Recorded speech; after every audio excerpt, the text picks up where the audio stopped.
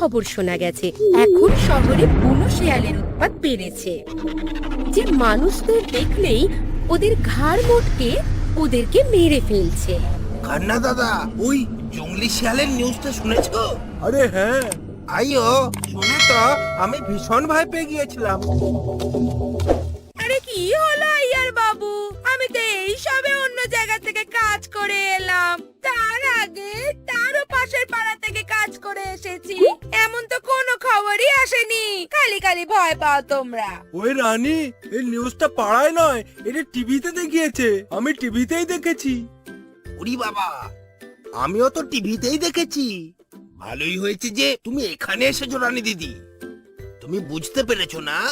এবার সন্ধেবেলায় তুমি তাড়াতাড়ি বাড়ি চলে যেও, নইলে বুনো শেয়াল এসে যদি তোমার গলায় কামড়ে ধরে তো। তোমরা চুপ করে বসো, তোমরা আর আমাকে ভয় দেখিও না, নাহলে আমি বিকেলে কেন সকালেও কাজে আসবো না। হ্যাঁ, আমি তো আবার বুনো শিয়ালের মুখটা দেখলেই খুব ভয় পেয়ে যাই। আইও তাহলে পুরো পাড়ায় চলো, আমরা নোটিশ লাগিয়ে দিই, সন্ধে হওয়া মাত্রই যেন নিজের বাড়ি চলে যায় সবাই।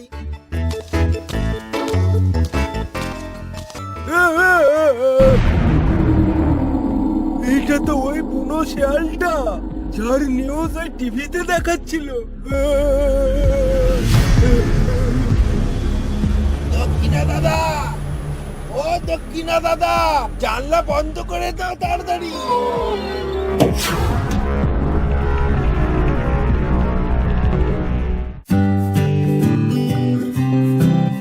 আরে খন্নাদা, তোমরা এখানে দাঁড়িয়ে আছো কেন? আরে চলো চলো, চা বানিয়ে খাওয়াচ্ছি তোমাদের, চলো চলো। উরি বাবা, তুমি এখনো চা নিয়ে ভাবছো? ওদিকে দক্ষিণা দাদা রাতের বেলা মরতে মরতে বেজেছে। আরে তোমরা এসব কি বলছো? হ্যাঁ? আরে যদি এই বুনো শিয়ালটা এখানে আসে, তাহলে এই পাশের পাড়ার লোকগুলো কেন দেখতে পেল না? হ্যাঁ, এই পাড়ার লোকেদের সাথে ওর কোনো রিলেশন আছে নাকি? জানি না, কিন্তু আমার তো খুবই ভয় লাগছে এখন। কেন দাদা?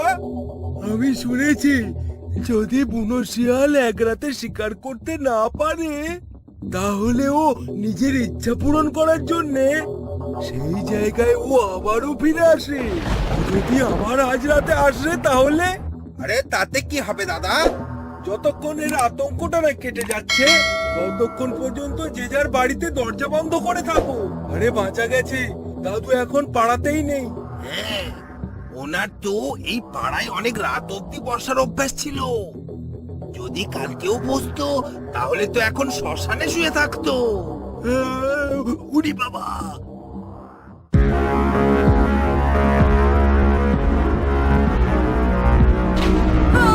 ওই দেখো না, বুনো শিয়াল এসে গেছে, এসে গেছে, ওই দেখো, ওই দেখো। পালাও কৃষ্ণা, বাঁচে না, ওয়ে, বাঁচাও, আরে বাঁচাও। বাঁচাও।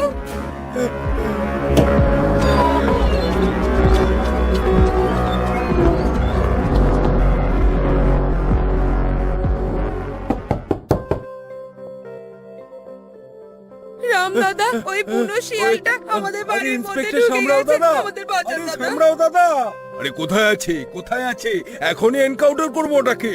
আরে ও তো আমার বেডরুমেই চলে এসেছিল।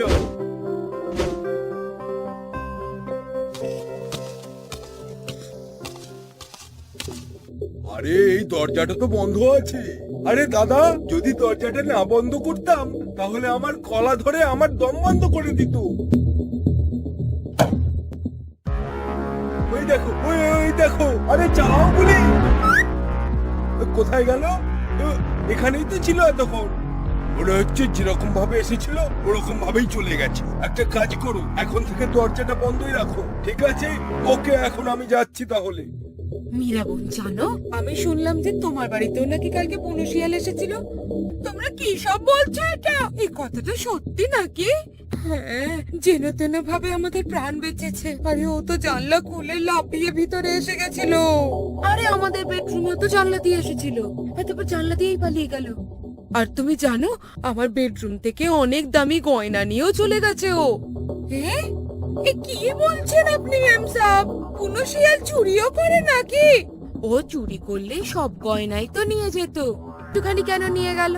মনে তো হচ্ছে খাওয়ার জিনিস ভেবে মুখে দিয়ে দিয়েছে আর পালিয়ে গেছে হয়তো। তুমি এসব কি বলছো? আমি গিয়ে দেখে আসছি। এসব কি হচ্ছে আমাদের পাড়াতে? অন্য কোনো পাড়াতে তো হচ্ছে না। ওই বুনো শিয়াল। এই কৃষ্ণা শোনো, তুমি তো ঠিক বলেছিলে, আমার বাড়ি থেকেও গয়না চুরি হয়েছে। আর সাথে আচ্ছা এমনটা তো নয় যে বুনো শিয়াল সোনা আর মানুষের রক্ত খেতে বেশি পছন্দ করে। আমাকে গিয়ে ওর বাবাকে খবরটা জানাতে হবে। কিসের ইন্সপেক্টর ও যে একজন বুনো শিয়ালকে ধরতে পারে না?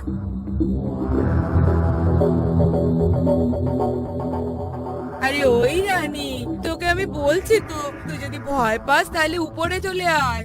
আরে ভয় তো তোমরা পাও দিদিমণি। সেই জন্যই তো দাদা যখন নাইট ডিউটিতে বেরোয় তুমি আমাকে এই কারে শোয়ার জন্য ডেকে নাও।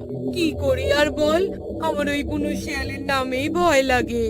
এখানে এসে গেলে তখন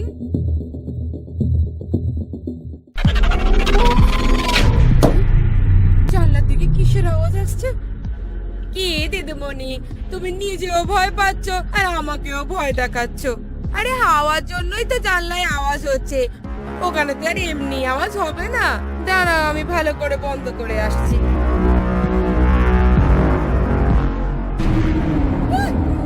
দিদিমণি, এই দেখো বুনো শিয়াল এসে আছে। বুনো শিয়াল, বাঁচাও! বাঁচাও! ওই বুনো শিয়ালটা আমাদের ঘরে ঢুকে গেছে। তুমি তো নাইট ডিউটিতে গেছিলে, তাহলে ভিতরের রুম থেকে কি করে এলে? এই যে মিস্টার বুনশিয়াল, অনেক নাটক হয়েছে, এলেই গুলি চালিয়ে দেবো কিন্তু। এই, কে রে তুই? নিজের মুখটা দেখা আমাকে। এ তো রাজা ভাই। হ্যাঁ, আমার স্বামী। আরে গর্দভ গাদা, তুই আবার বুনো শিয়াল হতে গেলি কেন? আমাকে ক্ষমা করে দাও রানী, আসলে আমার একটা বন্ধু মারা গেছে। ওর বের ভালো ঘরে বিয়ে দেওয়ার জন্য কিছু গয়নার প্রয়োজন ছিল। টাকা তো ইন্স্যুরেন্স থেকে পাওয়া গেছে, আর গয়নার দায়িত্ব আমি নিয়ে নিয়েছি। কিন্তু এত গয়না কেউ চাইলে দিত না। এই জন্য আমি ভাবলাম আমি পাড়ার বড় লোকদের বাড়ি থেকে 2-3টে গয়না চুরি করে নিলে এদের কোনো ক্ষতি হবে না, কিন্তু ওই গরিবের মেয়েটার জীবনটা ভালো হয়ে যাবে। তাই আমি পাড়ার টিভি কেবলের অফিস থেকে মানুষ দেখো জঙ্গলি বুনো শিয়ালের খবরটা ছড়িয়ে দিয়েছিলাম। আর দেখলে, কেন আমি বলেছিলাম যে কোনো পাড়াতেই এই বুনো শিয়ালের খবর নেই? তাহলে শুধু আমাদের পাড়াতেই কেন? বলেছিলাম না? আরে সরি বন্ধু। যদি সেরকমই হতো আমাকে একবার বলে দেখতে। আমাদের সরকারও মেয়েদের জন্য অনেক কিছু করে থাকে, তাহলে কি আমরা পারতাম না? আরে তুই শোন বন্ধু, ওর বিয়ের এখন সমস্ত খরচা আমরা দেব। হ্যাঁ গো, তোমার মতো গরিব যদি এত বড় একটা কাজ করতে পারে তাহলে আমরা কেন পারবো না? আমরাও তাহলে ওর বিয়েতে টাকা দেব। থ্যাংক ইউ খান্না দাদা, থ্যাংক ইউ আইয়ার দাদা।